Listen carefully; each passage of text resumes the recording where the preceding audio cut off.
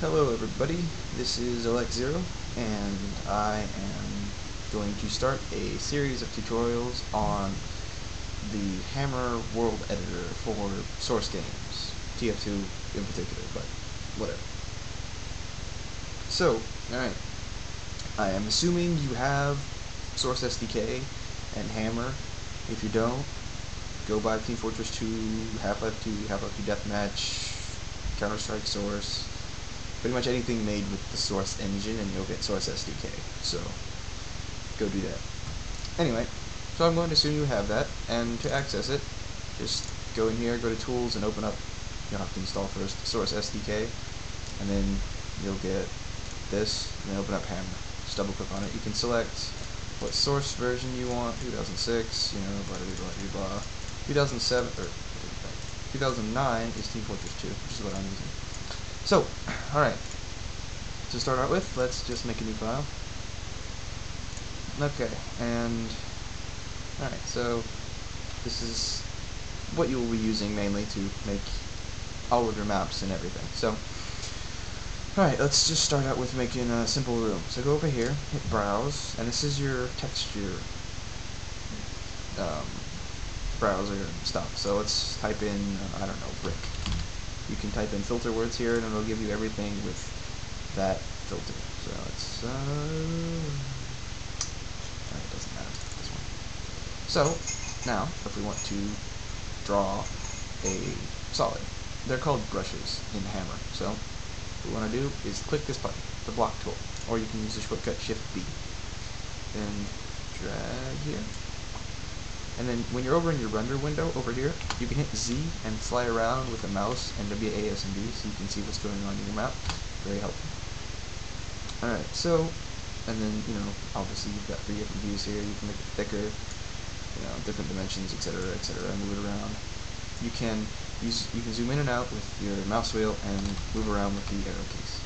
So, and then once you have drawn out your brush, hit enter, and it will make it with whatever texture you currently have selected. So remember that. Alright, so now you've got your little brush. So in order to select things and move them around after you've made them, you use the selection tool, or Shift S, as I usually use. So you can click this and move it around, drag it. You can click in here and rotate it, and then you've got this one which allows you to skew it and all sorts of crazy stuff. So, anyway. Okay, so now, if we are going to make just a simple room, just a straight up room where you can spawn and have something to look at and walk through a door. I don't know. Alright, so let's just make another brush. Hit this or Shift B. I like to use Shift B because it's faster, you don't have to use the mouse. And let's draw a new wall down here. But you'll see that that shortcut is Shift Z, by the way, to make whatever screen you happen to be hovering over. Supposedly bigger. Anyway, notice that I drew it in this view, so I specified what axis I wanted this on, but Hammer just assumes that the last thing you selected, you want the dimensions of that. So it gave you the height of this. I don't really want that. I want it a bit higher. So let's drag that up. You can look at that, see if you like it. Hit enter. And then let's select this, because you have to, once you've made the brush, you can select it, and go back to making brushes, and then suddenly, oh hey, it's all done for me. And just draw more walls. Boom. And okay. Now something else that you will use a lot is the duplication. You can duplicate brushes, entities, whatever. To do that, hold down Shift and drag. Now you have duplicated it. Now you've got 2 things. So, okay.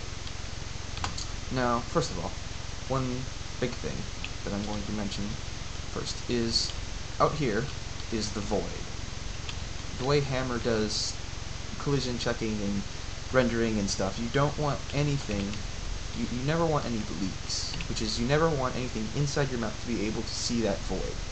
Like, you see, like if I do this, oh, you can see the void. That will leak in Hammer. And make a point file, which you can load here, and it'll show you a red line, but that's later. Anyway, so just make sure there's no holes in your map, so you can see the outside. I'll teach you another way to get around that. Anyway. Okay, so now we've got this. Now we want to be able to have someone spawn. So you've got your entity tool, or Shift E, and by default it's on info player team spawn, which is what you use in Team Fortress 2. So you can just click in here, or you can click here and then here and then enter the spawn, and just whatever you want. So if you select this, you can give it a name, see if it's disabled, set the team, unrelated if any, and some other stuff that I'm not going to get into. Alright, so let us also, like, see this isn't really, say I want my spawn point to be facing that way.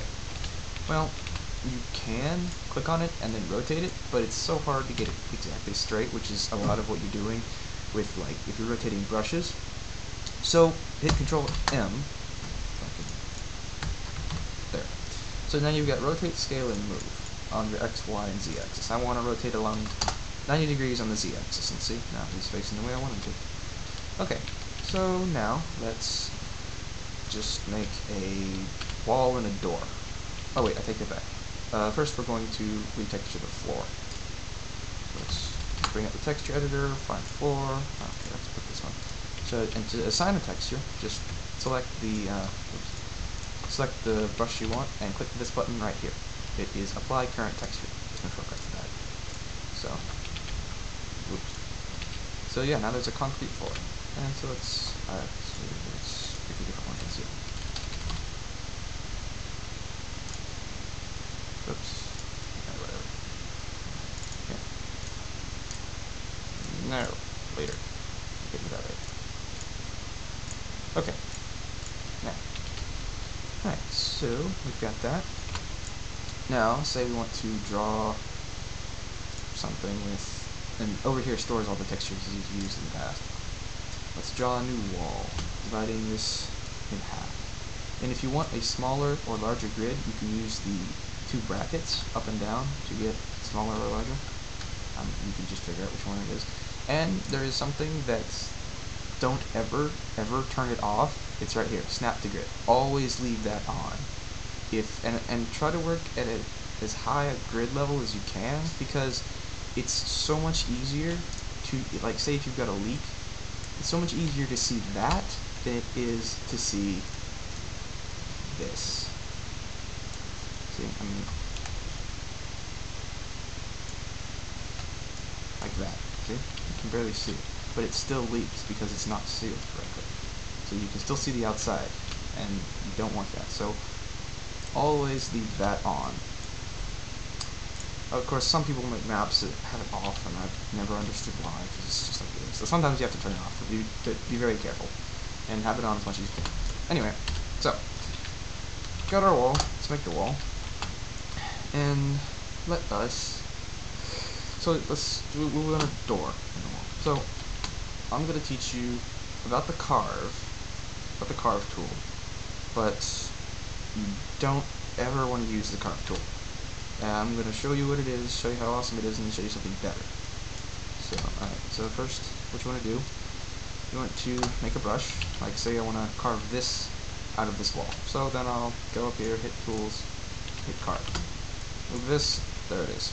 There's a hole in my wall. Now you might say, hey, this is awesome, how could this ever be a problem? Well, I'll do that. I'll show you probably in the next video. Yeah, so anyway. So at this point we'll just show you how to, an alternate and better way to make a door. Show you that in the next video, actually, because I'm almost out of time. So yeah, tune in next time, and I'll show you how to finish the store and the rest of this level.